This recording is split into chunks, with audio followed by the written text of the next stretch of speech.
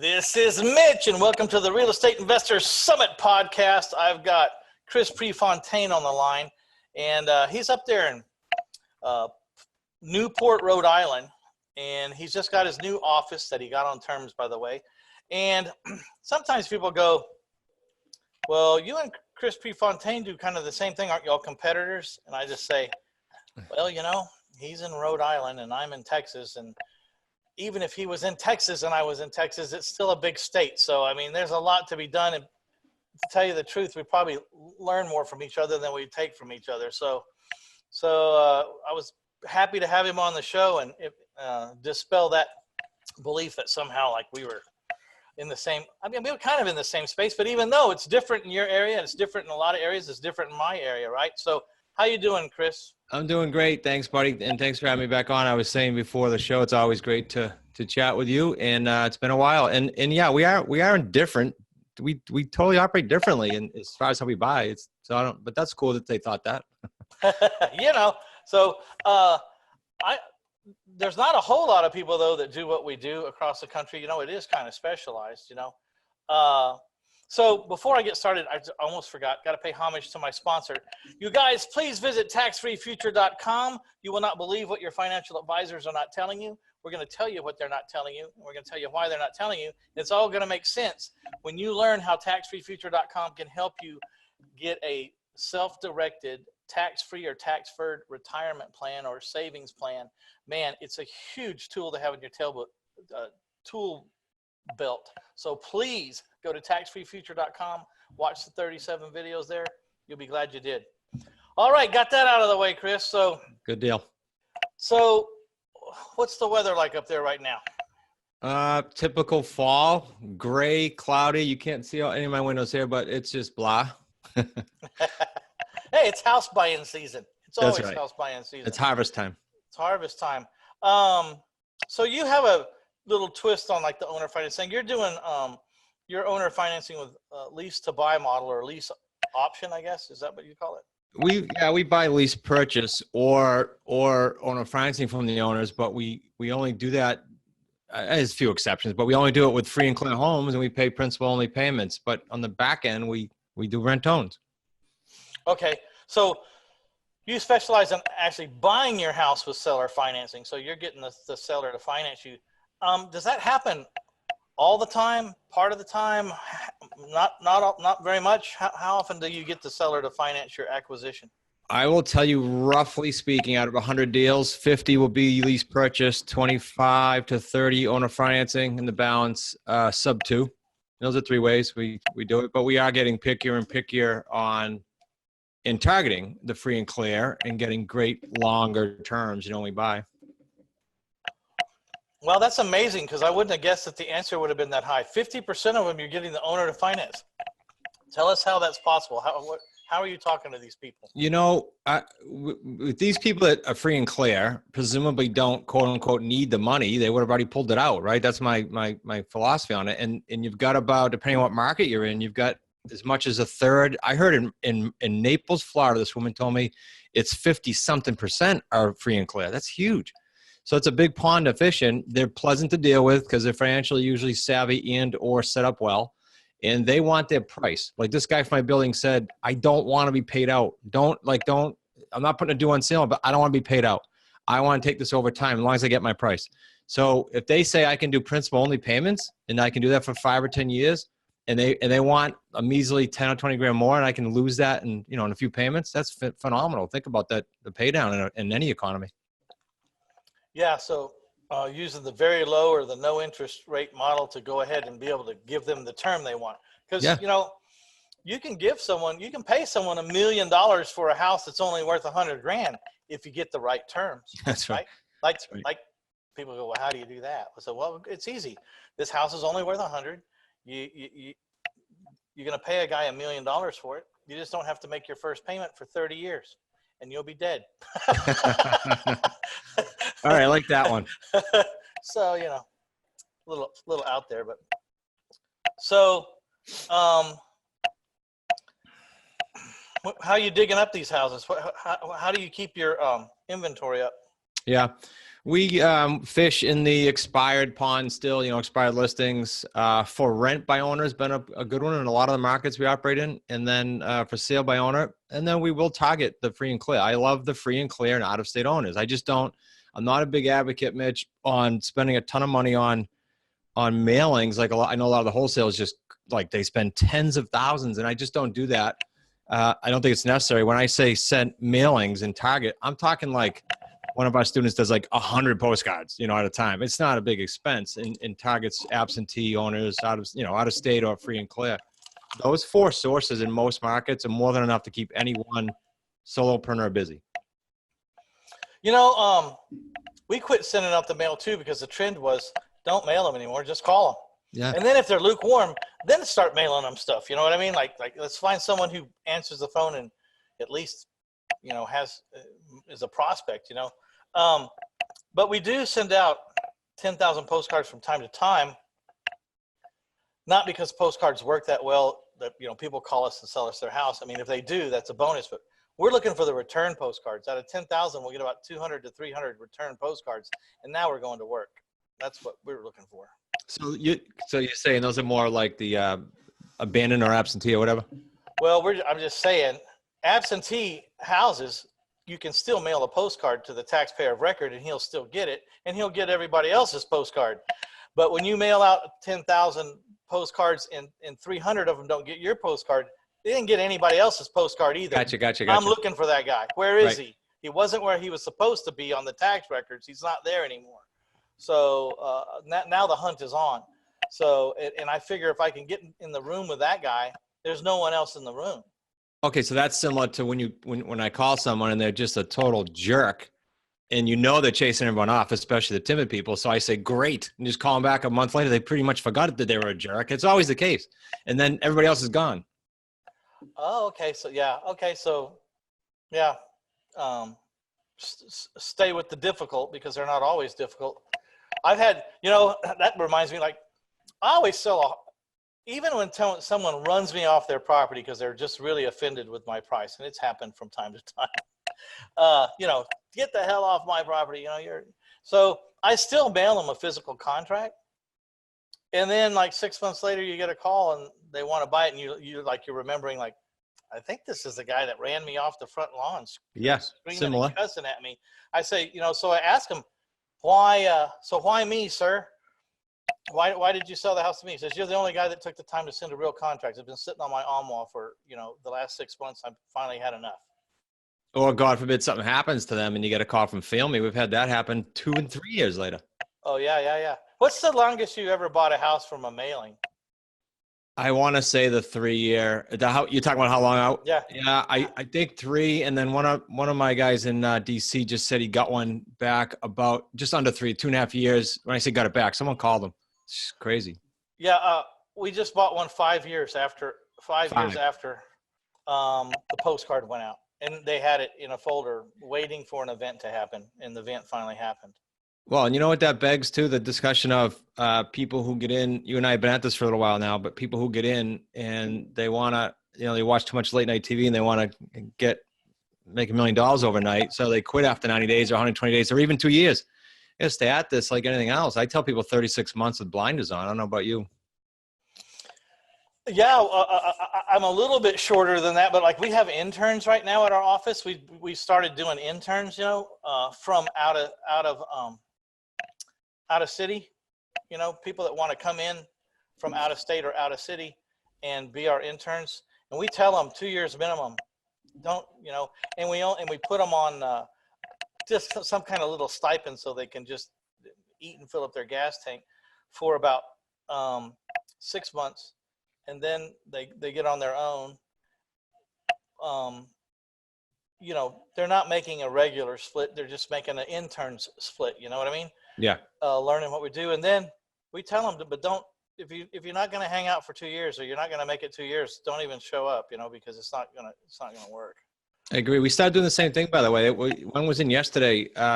They happened on accident. One sent us a resume. We had him come to the program. He's doing a great job. One literally saw our office and popped in, but we have other students that just go find them, go at the colleges. So I think it's a great program.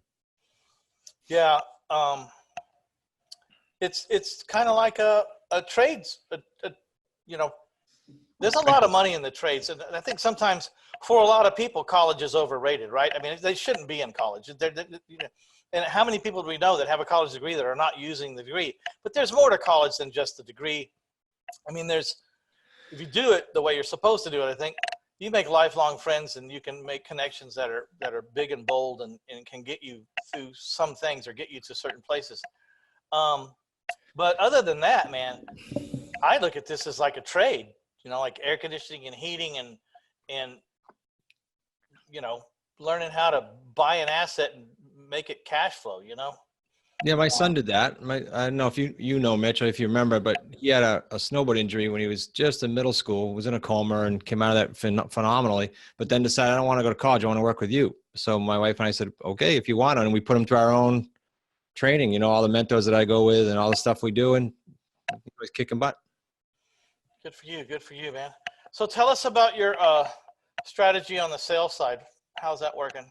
We, up until about a year ago, were doing 100% rent to own, and we would get them, and we still do, get them pre-qualified with a mortgage ready plan. So it might be 18 months, 15 months, 20 months, whatever that is. As long as that fit within our term with our seller, or was earlier preferably, then, and they had down payment and the income, everything to support it. As long as that passed the smell test, we'd put them in the home.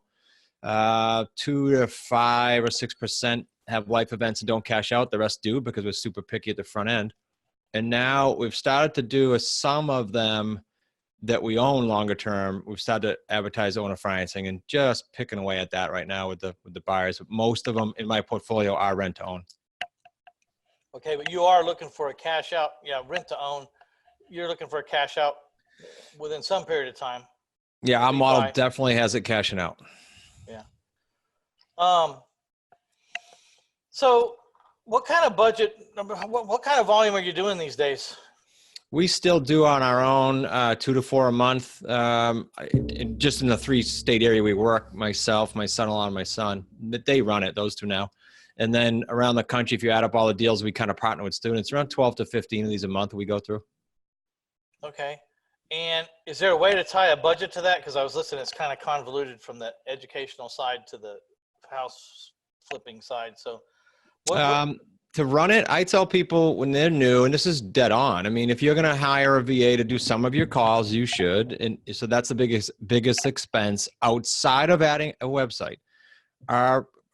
Basically our overhead, anyone's overhead, solopreneur just getting started, getting it up to about a deal a month or a deal every month and a half, you're going to spend about $560 a month. That does not count your website. That counts your phone, your VA, and some light admin to get some lead generation from a service. That's it. And so you can run a business for $100,000 a month that, with all 3 of our paydays, can potentially hit you in the 75 grand. That's our average, 75 grand a deal. Well, that's not too shabby. I don't care if it takes you 6 or 8 or 10 months to get there, you know? So you're training your own VAs. We are now. It just got so frustrating. So we have a group of VAs that we control and or are paid by us, that then do our own stuff and then do some stuff for people we work with around the country, so that we can finally control it and control the quality. Yeah. Sometimes it's hard to find that right VA, but once you find the right ones, life gets a lot easier, right? I agree. And I was just telling someone, like, you got to treat them. We do now. They have weekly meetings with my son-in-law, and he calls it the VA training meetings, but it's like accountability / training / keep them plugged in. You know, they work for you. No, definitely. You have to keep them plugged in, because if you just give them something to do and you never talk to them, they just drift off. Yeah. And then Productivity does anyway. I was talking to a guy this morning. I said, well, I got your weekly sheet. It's got 3 leads on it. He said, you can't survive on that, Peter. He said, yeah, I got to give them a call. I said, they work for you. You got to give them a call. They should be doing 10 or 12 a week. So yeah, you got to stay on them. So, you know, at my members only website, there's a poem that they read, and I don't remember the name of it. There's a poem that they read on camera that lets us see their, it's a very difficult poem. And I think it's called English is Hard, as a matter of fact. And they read this poem on a Zoom, video or a Skype, so we can see them and listen to them. That's how we size up their English. You can pay anywhere from $2 to $3 an hour for these guys, but if they really speak good English and they really have they have done some sales before and they're really good, What are you paying them? About 5 or more? No, we pay more. We have a guy in the U.S. that I've had for 7 years. So I think we pay him 12, but he does around the number was ungodly when I heard last week. He has done tens of thousands of calls for us, and he logs it, and he works like 65 hours a week. So it's not just us; it's some of our people too. But that's a lot of hours per week. And then we have some in the Philippines that one we pay 9, and he runs the other ones that we pay 7. Yeah, and then, you know, it's fun to bonus those guys because a little bit goes a long way with them. So like if they hit a strike or they do something or it's Christmas, I mean, $100 goes a long ways with the VA in the Philippines, which is a fantastic dynamic. It's good for them.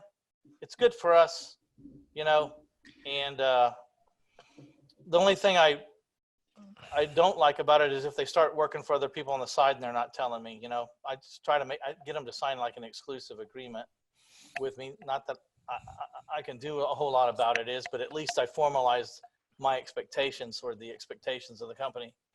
And yeah, we do the what we do is 50. I think it's $50 if on all these guys if they get us what we call a take-in, you know, a contract signed.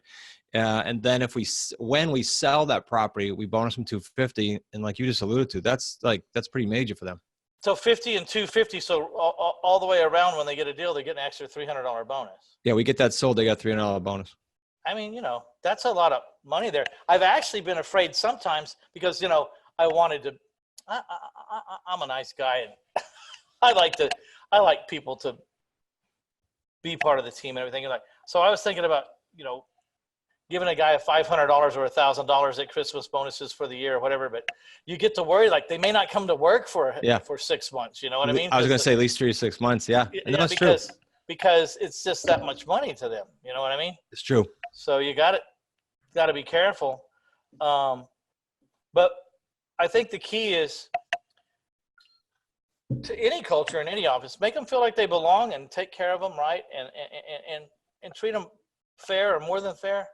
And let them, you know, get ahead in that country. You know, it doesn't take a tremendous amount for them to get ahead in that country. So yeah, I agree. Be fair. It's good to see. We've had one for had this one girl. She started when I started the podcast. So you probably remember those days. And we flew her up to our last event. She's been with us for a couple of years, and she's an integral part of the team now. So she's not a prospector. She does admin for my son and son-in-law. Okay, so. I mean, at my office, this is how we did it, and I'd like to see how it compares to your office. I mean, my office, we picked. I have like 4 acquisition guys. One of them's the manager. So the manager, he ran a telephone outbound calling collections for credit card companies. You know, the people that buy this bad credit card debt and then talk people into paying off something they got that was written off a long time ago. Hardest job in the world, I would think.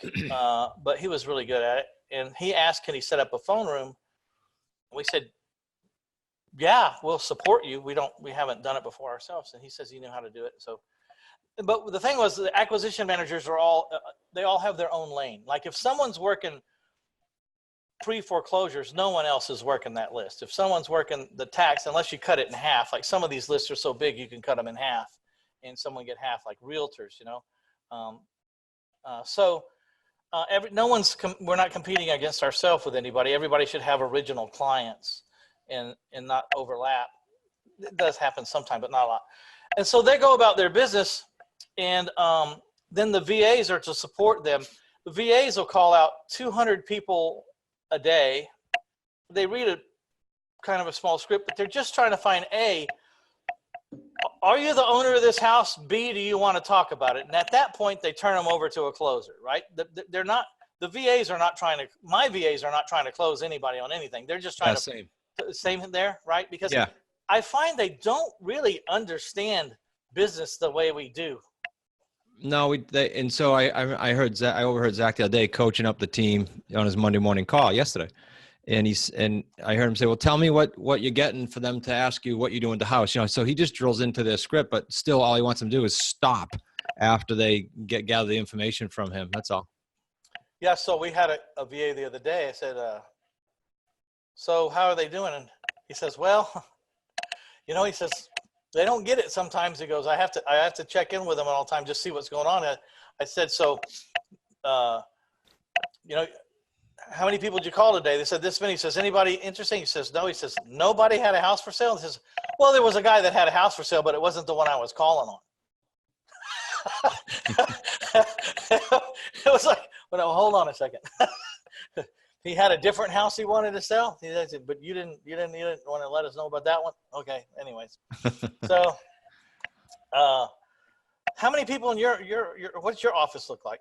For the buying and selling entity, it's just Zach, but he's also juggling deals with students. But Zach and my son Nick does the buyer side, and then they have the couple interns that they're working with now, and then they have VAs at this point too that they utilize for us. Okay, that's it. Pretty simple. And then one girl Sue that kind of runs the admin show upstairs. It helps them out, supports Nick. So is everybody paid upon the success of deals, or is like, for example, is she salaried? She's salary, as are the VAs hourly, but she's salary with a bonus, and the VAs are hourly with a bonus.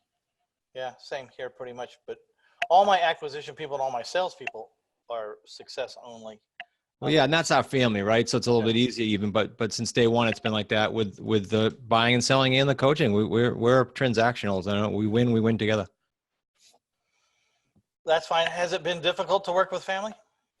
No, it's been great. And people are always expecting, like, I've been on podcasts that are just for family businesses. And the fact is, when we started, I owe a lot to this company we belong to that helps people scale their businesses, but we've set up a culture. We've set up a value system so that when decisions are made, it's not a personality or a family thing. It goes by the values. If it fits within the values and the mission, we do it. And if it doesn't, we don't. And so that you don't get much pullback from anyone, let alone family. Oh, good planning. Critical. Yeah. So tell us about you're giving away a book called Real Estate on Your Terms, creating continuous cash flow now without using any of your own cash or credit. Tell us about your book. It's basically our system from A to Z, but it starts with my story with the '08 crash. I'm kind of an open book. I'm blunt. We're from New England, so we're super blunt. I lay it all out, what mistakes I made and why we changed the terms. And then I go through kind of like the 9 steps you need to go through from literally what you and I were talking about behind the scenes with lead gen all the way through to cashing it out. So it's an A through Z book. It's not I tell people, don't think you're going to read it and go make $1 million, but do think you can read it and start piecing this thing together and see if it's for you. That's why we give it away for free instead of buying it on Amazon. Yeah. So you can go to REInvestorSummit.com/on your terms. A little bit long, but anyways, easy to remember. On your terms, and get a free copy, a hard copy, which they're going to even pay for the shipping. So that's above and beyond the call of duty. Thank you very much, Chris, for offering this. No problem. Real estate on your terms. I get annoyed when I'm online or I'm on something. They say, get my free book, and you click it and you got to pay $8 for shipping or $10. So we'll ship it. All right. Good for you. I'm just curious. I wrote a couple of books in my time. Yeah. Writing books was some of the hardest stuff I've ever done. How did you feel about writing your book?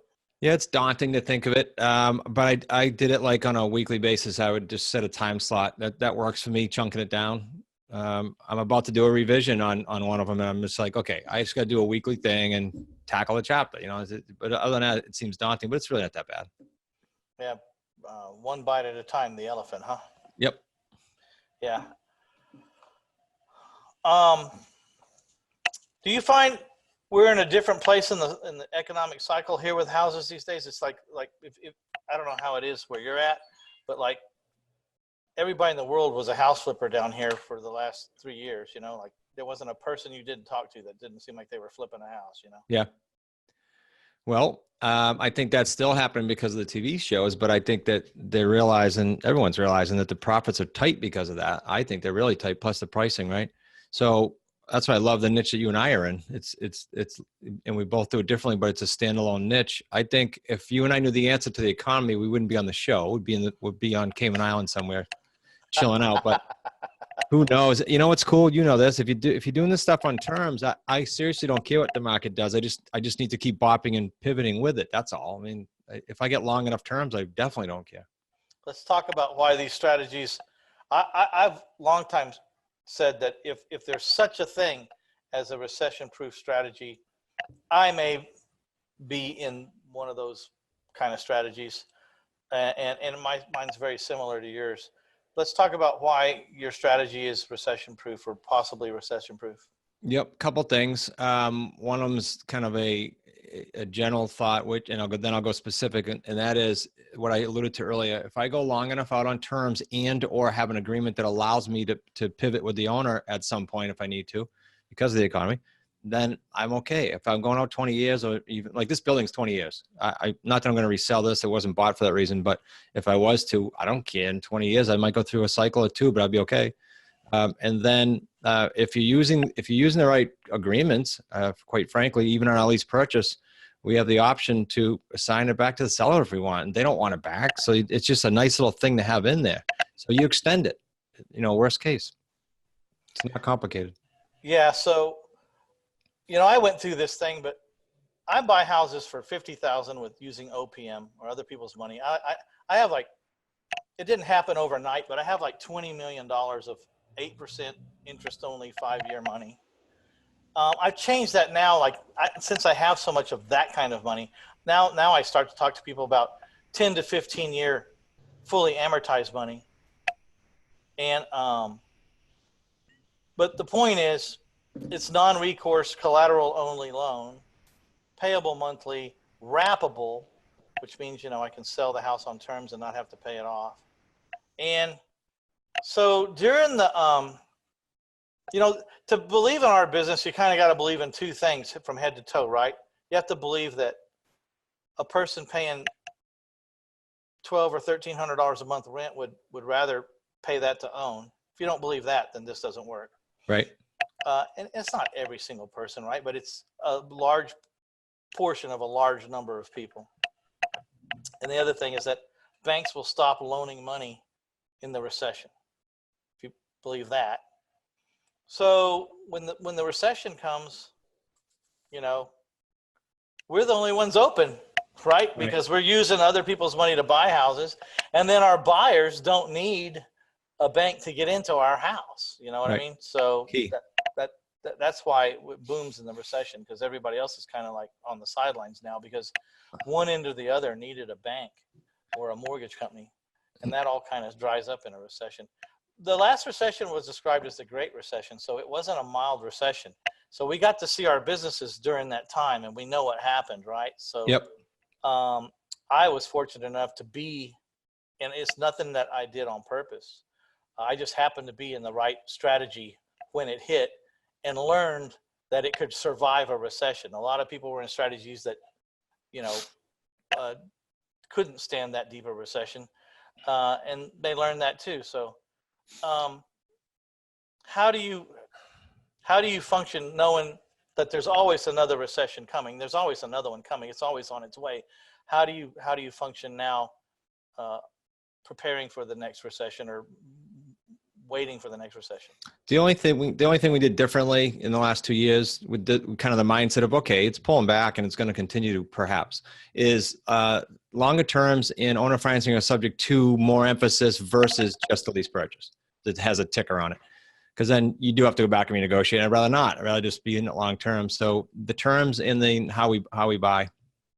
Definitely. Yeah. And what's encouraging, Mitch, you might know the stat better, and I don't remember where it was. I literally was reading it at home one day. It was like a year ago. But it gave a stat that said in the 90s, the amount of owner financing in terms deals, like lease purchase that mentioned, was small, 2% of all the real estate transactions. And then it predicted it to be somewhere around the 12 or 13 and heading towards 20%. Well, that's encouraging for us as the banks screw up. Well, the owner financing really showed its head in the Great Recession, because the banks had all failed and people had farms and stuff and they needed to move, or they wanted to move, or they were being forced out or whatever. And they had this asset, but no one could get a loan and no one had any cash. So people started owner financing things. And then we saw it again in the Carter years when interest rates got to be 18%, you know, there was a lot more owner financing going on then because people couldn't qualify for loans at 18% interest, you know, Yeah. nor did they want to. Yeah. So, and then I think, you know, when I first started talking about owner financing and teaching, there wasn't anybody I could find that was really had that strategy going full on. You know, it wasn't that I certainly I didn't invent it, and certainly, you know, but just it was being overlooked big time. And for whatever reason, I got into some houses that I had to sell, and I had to stop some bleeding, and that's how I stopped it, was by owner financing my way out of it. And the longer I hung around the strategy, the more I liked it. And I thought, well, why am I doing anything else? Scale it. Yep. So you're teaching. Tell us a little bit about your program, how it works, what you teach, and what people can expect. Well, so I've got a bunch of free stuff because, like I said, that's why you and I give away the book. Because you and I both probably are in the same opinion that our niche is not the only niche, right? So once you do some free research and you find out, okay, I can run with that. We do have a online platform. It's loaded with like 60 videos. There's 90 some odd pieces to this online platform, and they own it for life. So I used to have it where they had to pay monthly. Now it's a one-time cost, and then they own it. So we're going through one module out of the 10 every month. Literally, we cycle every year. And so it's like a live, living and breathing thing. If we say, oh, we got to change our agreements because we learned this, or, hey, this strategy changed a little bit, we got to tweak it. It gets updated. It's like a live, living, so it doesn't get outdated sitting on their shelf. It's pretty cool. That's very neat, an evergreen course. Yeah. And so people just chime in and watch it, a video every month. No, it's not every month. They get the whole kit and caboodle right up front, 10 modules with all kinds of audio and video in it. And then as we update it, like, let's say you completed mod 2. It says you're 100% complete. Tomorrow you get on, it says 40%. Why? We updated it. So you'll know that stuff got updated in there. So that is, like, people say, do you actually give us like who you work with and the vendors? Yeah, it's all there, A through Z. That's what we do. We just lay it out. Yeah, that's good. So do you want to discuss price, or do you want to hold, because I know prices can change and everything, but we could do a disclaimer and say, you know, this is today's price, subject to change whenever we want, or we could just let it. I'm cool with it. No, I'm cool with it. We price it under $1,000. It's $997, and I retail. I've had, you know who this is. I don't want to tell you the name, but I had one person in the industry, trainer, say to me, "What are you thinking about? You could carve into 3 different courses, and you could market this for $5,000 each." And he had me up to like $14,000. I said, "Okay, great." But our philosophy is go do deals. We like people doing deals with us. So if that's the case, get them in and get them trained. That's how he did it. Okay, so that's a big part of your back end, is that you're partnering with your students, and the money's really in the deal, not if they want to. Yeah, we have a major mission for the company, as I said earlier, but part of that is to help them do transactions, period. Do you want to discuss that major mission? Yeah, it's 1,500 transactions by 2022. So that's all we make decisions based on that. We accept people in our program based on that. We say no to people, Mitch, which again, some mentors think I'm nuts, but I think this year we said no to 3 different people to come in and partner with us. It's got to be a fit for the values and the mission. If it is, great, it's a win-win. If not, there's no sense of dancing, right? You have to say no to some people, because there's no way in hell that everybody fits in any one program. I agree. No way. And you'd be doing disservice to both people, yourself and the person, if you don't say no. Correct. I have 45-minute conversation with my people before I let them part with their money, you know, on the higher level. Yeah. Because it's a lot of money. And the other thing is, it's no fun if I'm sitting there trying to coach somebody who I know is not going to get it, or is not in the right market, or whatever the reason is. You know, it's just, I mean, it's not all about the money. You got to have a relationship, and we got to be able to win, right? Yeah. So, you know, a lot goes on in a deal. You got to be comfortable with this person, and it's got to be a win-win. Yeah. And if you stay winning, things will take care of itself. You know, so, how long does it take to get through your course generally? People can blow through it in a weekend if they want, or they can take a mod a week and digest it. I tell them, blow through it once. You're going to be in a different mindset even 3 months from now, let alone today versus, you know, a year from now. So go through it again, detailed, and then they use it as a resource center, meaning okay, I got my first buyer. What mod was that helps that? Oh, mod 6. I'll go back to mod 6 and figure out how to get this baby sold now, even though they already watched it. So it's a good resource center too, because it has everything in it. Yeah, you read it once and get the 10,000 foot view. Don't stress out over anything. Just kind of get the 10,000 foot view looking down, and then go grab things as what we call just-in-time learning. Okay, I bought this house. Now I got to fix it. Okay, where's the rehab section? You know, you go over there and you start study that. Okay, well, this is what I'm going to do tomorrow. Yeah. Just-in-time learning. I love that. People start. You ever have this happen? People start asking you about things way out there, like, well, how do I sell a note? And I says, I know how to sell a note, and I can tell you how to sell a note. Let's worry about getting a note to sell first, and then we'll worry about that. I get it all the time. Yesterday morning on Slack, one of the students said, got this contract. What does this number 34 clause mean on this lot? I said, you don't even have a property yet. Like, you go call people, and then we'll talk about what it means to put a contract together. Yeah, absolutely. Someone said the term just-in-time learning, and I kept it, man. It's a really good point. So where are you buying deals at? What part of the country? So we operate with our family in Rhode Island, Massachusetts, and Connecticut primarily. And then we've got what we call associates. They're basically those students you and I were just talking about. There's 60 some odd of those. So they're all over the country, actually. A couple in Canada and the rest in the U.S. You find it difficult to deal with different laws in different states? I mean, that's a lot to take on, Yeah, they do the deal. We're a consultant getting a rev share. So they will have their own attorney and, make sure that everything's okay on there. And I can't keep up with that stuff. It'll go nuts. If this is the wrong question to ask, or you don't want to get into it, just let me know. But I'm an open book. Fire away. How do you make sure you get paid? Because they're in the middle of the deal. How do you solidify your position from afar?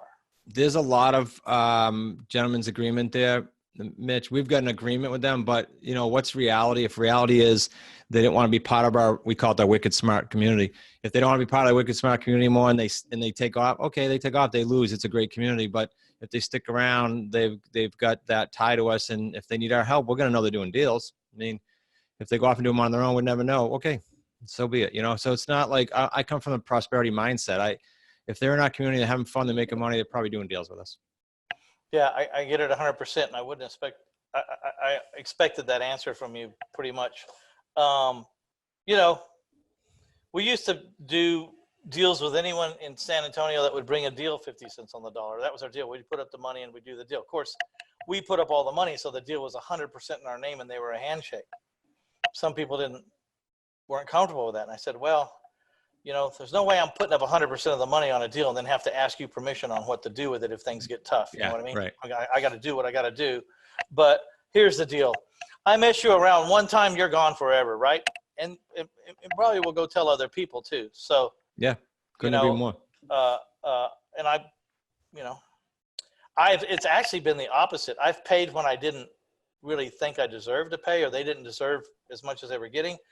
But to keep the reputation and the peace and not burn a bridge, settle up with that one deal. I don't like it, but I keep my mouth shut, bend and grare, take it like a man, and then I don't have to do any more deals with those people. Yeah. But I don't burn bridges, and I make sure that people are not walking around town saying anything that I don't want them to say, Right. I agree. So one way to do that is sometimes you got to pay when it's not really fair to you, but yeah. I think we probably paid a lot for these reputations. What do you think? It's everything though, right? It's one of our 5 values is conducting all transactions with the highest integrity. That's 1 of 5. So it's super important. Yeah. What's some of your advice to the newbies out there? Maybe if we start to wrap it up a little bit, and if there's anything I've missed or left out or that you wanted to talk about, please now's the time to chime in. But what do you say to the guy out there who's really sick of his 9 to 5 and is looking for a life change, but doesn't know what to do? Yep. This goes for real estate and non-real estate. So this is an easy one. So whether it's what you and I do or someone else does, or it's opening a hot dog stand, doesn't matter. Especially if you're sick of your job. Go back to what I said earlier, find a niche that you like, real estate or not. But if it's within real estate, pick something you like. There's a whole bunch of sub niches and niches. Then pick someone i.e. like us that are in the trenches doing deals and have gone through at least one cycle, and is where you want to be. And then here's the hard part. Go do what they say. You said 2 years, I said 3, but whatever, go do what they say for 2 or 3 years with blinders on. Don't look back, don't look left, don't look right. Don't doubt yourself. It's not easy. And then do that for those 2 or 3 years. I can guarantee you have a phenomenal experience. So what does that all mean? You got to set your expectation right. That's the hardest thing, I think. You know, we say to people, what does it look like in a year if you were to come on board with us? And if they give us some, way out in the sky expectation, we go, whoa, we got to get that into check, or we're gonna have a headache. So that's what I would tell anyone. Go find someone like that and then follow them for 3 years. You won't need 3. I just like people to say, yeah, I'm going to do this for that long. Yeah. If you're prepared for 3, then you won't be disappointed, right? No, you probably kill it in a year. Yeah. Right. Yeah. That's the same idea I have, is like, just let's set the expectation really out there. And then if you exceed it, good for you. Yeah. Versus the late night commercial that says they'll make $1 million and, next month you just flip a few deals. Crazy. I bought all those. That's how I got started. Oh, I did too. I'm sure I did when I was younger. Crazy. Yeah. Who was the one I bought? I can't remember the name. You got to be Carlton Sheets. Carlton Sheets. Yeah. And even before them, Dave Delgado and Jimmy Napier. I mean, the old timers. Yeah, Jack Miller. I still hear his name. Jack Miller was so incognito and was so insulation conscious that we're not even sure his name is Jack Miller. As a matter of fact, I'm sure his name was not Jack Miller. That's funny. I even talked to someone who took on his, I want to say foundation, but took on his torch after he passed away. And I said, his name wasn't Jack Miller, was it? And just the look on her face let her know that I knew, but she wasn't going to tell me. That's hilarious. Yeah, his name wasn't Jack Miller. All right, my friend, I want everyone to go to REInvestorSummit.com/on your terms. Get a free copy of your Real Estate on Your Terms book. It's a hard copy, and he's going to pay to mail it to you. What a great guy. Go give this guy some good reviews on Amazon or something, because he's giving you a free book. So I don't even have to read the whole thing myself to know that it's worthy, because I've talked to Chris long enough to know that if he puts something out, you're going to get something out of it. You won't be wasting your time on that. Generally, all of us, including you, Chris, we can read something from someone else and pick up at least one nugget that's way worth it, right? Yeah, absolutely. And sometimes you might get bored with it, but you'll get something out of it if you're looking for that something. Not, I got to get 30 things out of this or it's no good. Well, look, you've been in the business 20-something years and done 1,000 or 2,000 houses. It's a little harder to find a nugget than it was the first day you walked in off the street. I remember going, do you remember this when you'd go into these seminars or weekend boot camps or whatever and just come out like bursting? Yeah. And so now it's like you got to sit down for a couple of days and try to grab a nugget a day. Yeah. And the other thing about those is you learn as much from the community that was there as you did as some of the people on stage, and sometimes more, because I was just going to say that. They would tell you a little more about the truth about what really happens or what to really expect. No question. I was at a mastermind. It was the 4th of 4 that I had. And I was sitting literally on the back of a chair with this gentleman.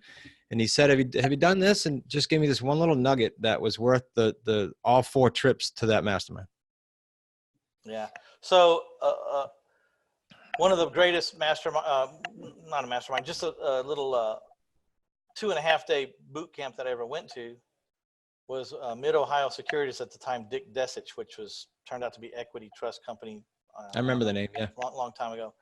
I paid $3,000 to get on a plane, and then I had to pay for my hotel right down there by the Fisherman's Wharf in downtown San Francisco, which was, I don't know, $200 or $300 a night. And then the food down there, of course, wasn't cheap. So, I mean, this thing ends up costing me $4,000 to $5,000 probably. Typical. I had a really big bar bill back then all the time. And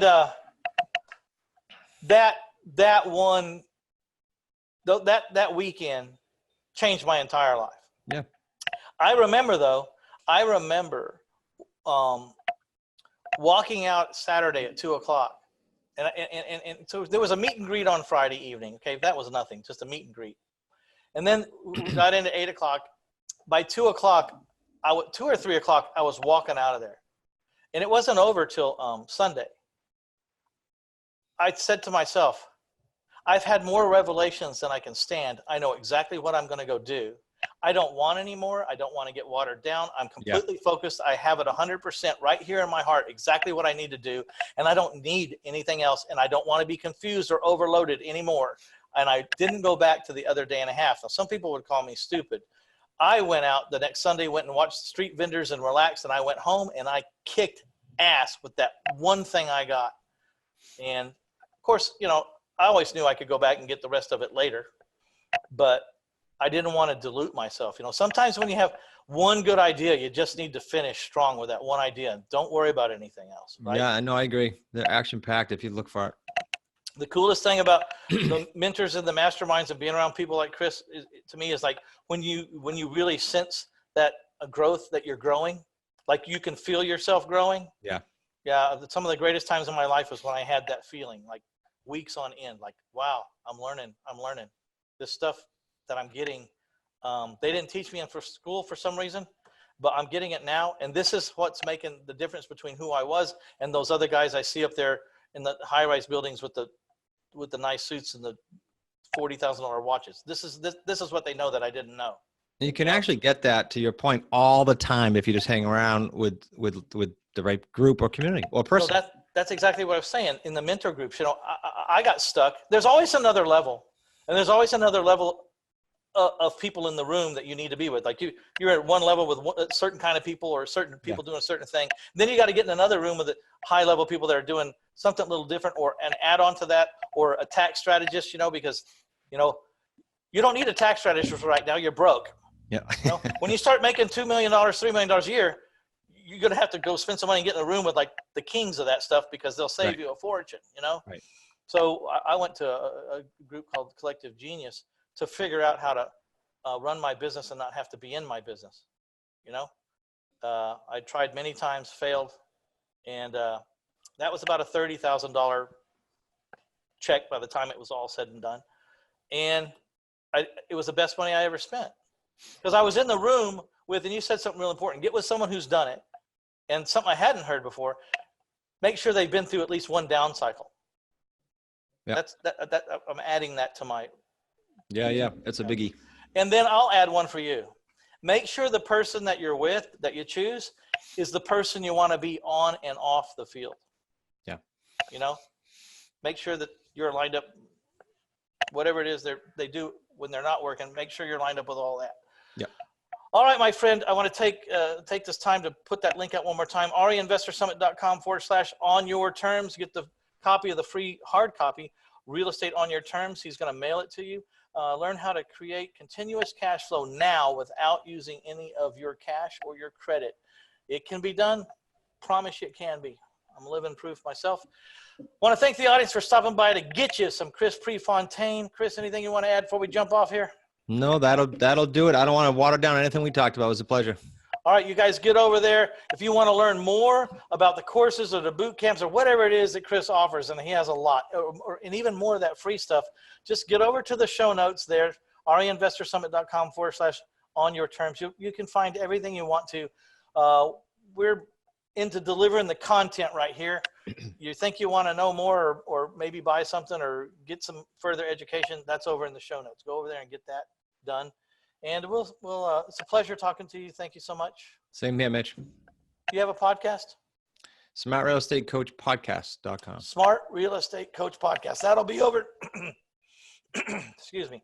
That'll be over in the show notes as well. So you don't have to write that down. It'll be in the show notes. reinvestorsummit.com/on-your-terms. Thank you very much. And I would like to thank my sponsor, taxfreefuture.com. Please go watch the 37 little video vignettes at taxfreefuture.com. You will not believe what your financial advisors are not telling you. Taxfreefuture.com offers self-directed 401ks, solo 401ks, health savings account, educational savings accounts. Learn how to grow your money tax deferred or tax free. Learn how to live with pre-tax dollars. That's part of the secret. First part of the secret is learn how to make a lot of money. Second part of the secret is learn how to keep it. All right, taxfreefuture.com. We're out of here. See you later, Chris. See you, bud.